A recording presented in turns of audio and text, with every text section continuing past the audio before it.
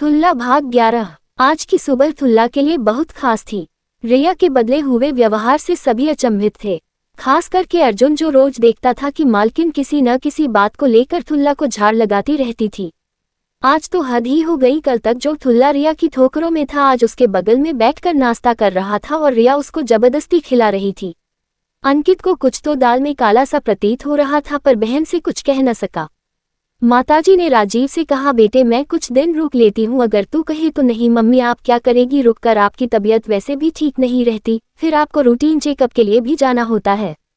राजीव अपनी बात खत्म भी न कर पाया था कि माताजी का भतीजा बोला, भैया बुआ 2-4 दिन रह लेंगी तो मम्मी का जी भी बहला रहेगा, और फिर बुआ जब कहेंगी मैं खुद उनको छोड़ने मुंबई आ जाऊंगा।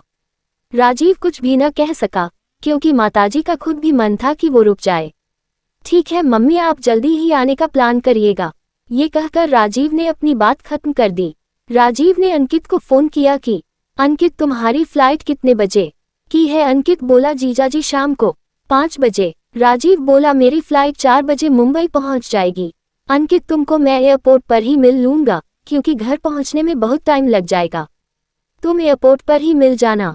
अंकित ने रिया से कहा कि मैं जीजाजी से एयरपोर्ट पर ही मिल लूंगा।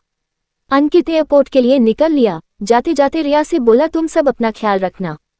ठुल्ला की तरफ देखते हुए बोला, इसका ध्यान रखना, बिना माता पिता की संतान है, कभी किसी तरह की इसको तकलीफ न हो, इस गरीब की आंखों में कभी आंसू न आए। गरीब की दुआ भले ही देर से असर करे, पर इनकी बददुआ बहुत जल्दी असर करती है। रिया ने कहा, तू तो ऐसे समझा रहा है जैसे इसके ऊपर कोई अत्याचार करती हूँ। नहीं नहीं, ये मैं नहीं कह रहा, तुम तो लगता है बुरा मान गई, अंकित ने रिया से कहा। अंकित ने मुन्ने को चलते समय अपनी गोद में लिया और बोला, रिया जल्दी आना इसको लेकर। अंकित ने 2000 का नोट मुन्ना की हाथ की उंगलियों में फंसा दिया।